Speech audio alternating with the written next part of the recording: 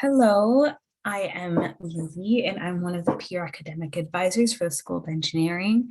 And today I will be talking about writing professional emails and email etiquette.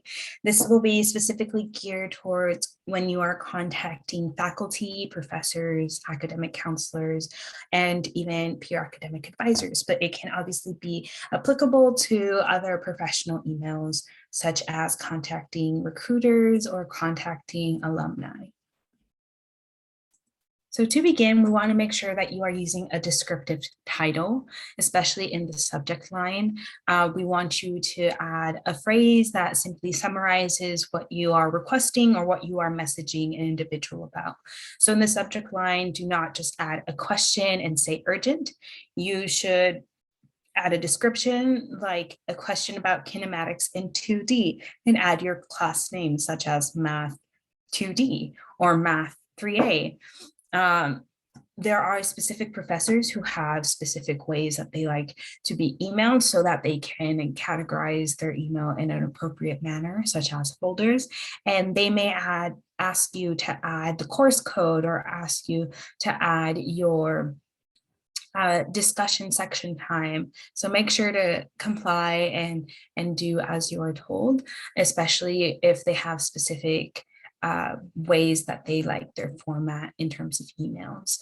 In the case for the undergraduate engineering department, simply adding a question or a little description and maybe your ID or your name is great.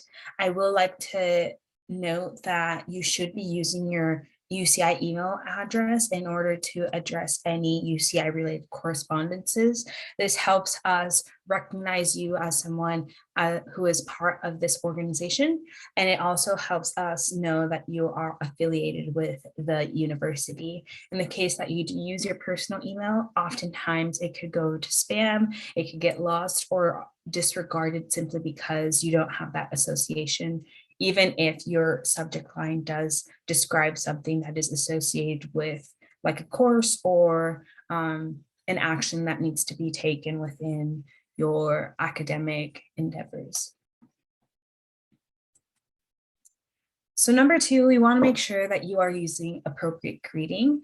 Always begin the body of your email with a greeting to address the individual you are speaking to, and make sure to address them with their appropriate title. Do not say, dear teacher, or hey, prof.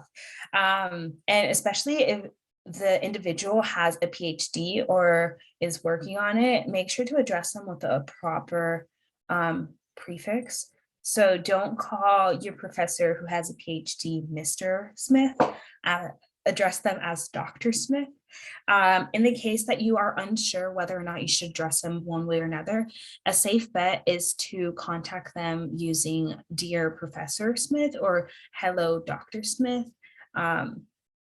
Simply because it still addresses them and is respectful. Usually you'll get a gist of how they like to be addressed by the way that they reply to you and with their email signature. In the case that they do not, I think the bottom three options are great options for you to use. In addition, sometimes you'll have professors or faculty members who prefer to be called by their first name or prefer to be called by professor. Make sure to abide by their preferences and address them accordingly.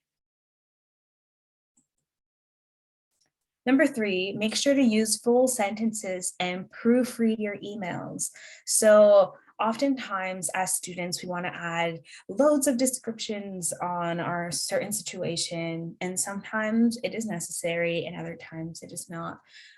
Make sure to be concise and use strategies like bolding and underlining in order to draw the individual's attention to the more important parts of your message.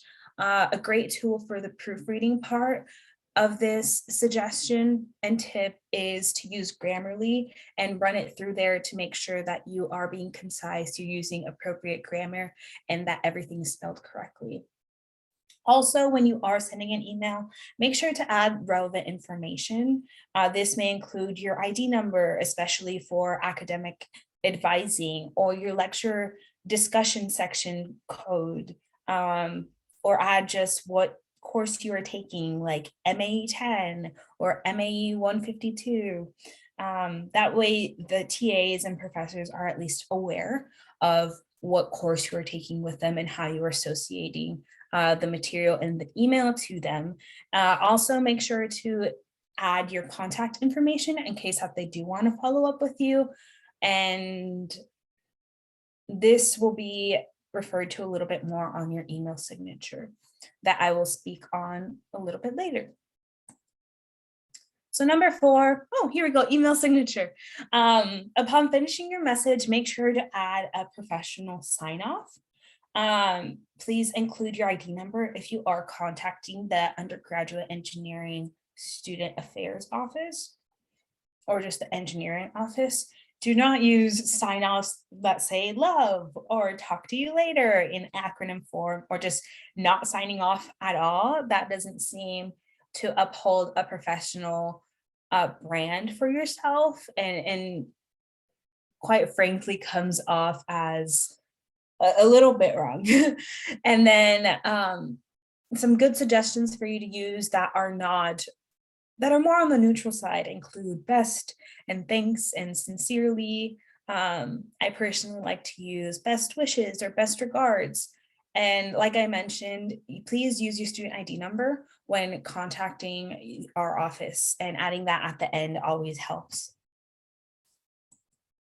And then here we go to the personal signature. There are ways in which you can add an automated personalized signature on Gmail, which I would highly suggest, so you do not have to do this manually. But when you do, make sure to add your first name, last name.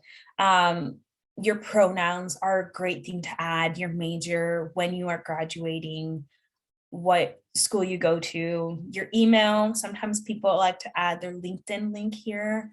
And then phone number is optional, but it has come in handy to have it there, especially when speaking to recruiters or even alumni. I do not recommend having small nicknames if that is not the name you go by, or using colloquial language like "ya boy, John Smith." Do not use emojis. Try to refrain from using emojis in your emails. And then the biggest thing, do not send an email that says "sent from my iPhone." I think it shows a lack of time that you are putting into the email, and it doesn't uphold that professional brand that I mentioned earlier that we want you to build for yourself. So when you are emailing an individual and you are adding attachments to your email, please make sure to name it appropriately. And usually adding a little description or a descriptive word helps a lot. Do not have it be named untitled or document or resume. Adding your last name and then resume fall 2021 is a great title. That way an individual who looks at it will know a general context of what content that document holds. In addition, if they do download it, they'll have that same context when they are looking for it within their downloads folder or their Word folder. In addition, make sure that you mention that you have included an attachment in the body of your email. That way, the individual who is receiving your message is at least aware that there are other components to the email that they should be aware of. And make sure to double check that you are attaching the right document. And that's when the proper name comes in and is super handy. And make sure that it is downloadable and readable. That way, if the individual does need to keep it for certain records, they are able to do so. So when you are waiting for a response, I would highly recommend waiting about 5 to 7 business days before emailing again. I would like you to know that an example of a lack of waiting time or a grace period may include, let's say you email an individual Friday at 3 p.m. Sending a follow-up on Monday at 10 a.m. is very, very soon and almost eager, because you only gave them 3 business hours to reply. So keep in mind that a lot of offices do end up closing around 5 p.m. and they open around 9 a.m. So you have the 2 hours from the Friday and the 1 from the Monday to that you gave them to respond to your email, and that does not give them sufficient amount of time to reply to you. So usually waiting 5 to 7 business days is great, or another word or another phrase for that would be 5 to 7 weekdays to email you back. But when you do end up sending your reply or your follow-up, do not send an email that says poke or only poke or still waiting for your response. A great way to follow up is to say hello and then add their title or their name and say something along the lines of, I just wanted to follow up on my email from last week. And then you can insert the question or the major request that you were asking for them. And you could potentially bold that to help bring attention to it and make sure that their eyes are actually gravitating to your request. And then I would like to conclude with talking about you just being considerate and patient. Please note that a lot of these individuals you're emailing probably have a bunch of emails to reply to, and it takes time to reply and take the time to read all of these messages. And having that consideration and your patience is very critical and crucial in order to ensure that everyone is being addressed and everything is being addressed in a timely manner. Please do not send the same email to multiple counselors, especially for the undergraduate engineering office. And do not CC multiple counselors when you're looking for only one person to respond. You are inevitably going to clutter all of these counselors' emails and increase the wait times for responses, which is counterintuitive to what you're trying to do. In addition, like I mentioned, the undergraduate engineering office receives loads of emails, especially during our periods that we are most busy, which may include enrollment times or add and drop deadlines. So please be courteous and patient with us. We are honestly doing our best to try to reply to everyone. We will respond to emails in the order that they are being received.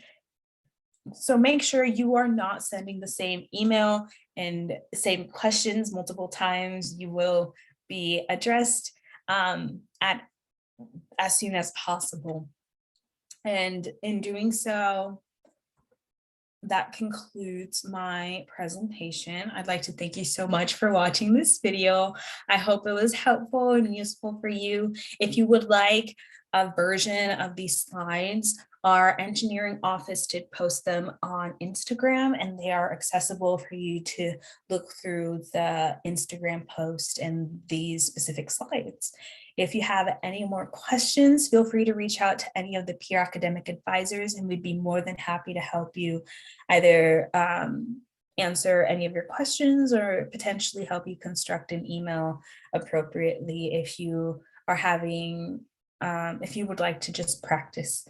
If that is all, again, thank you so much, and I hope you enjoyed the presentation. Bye.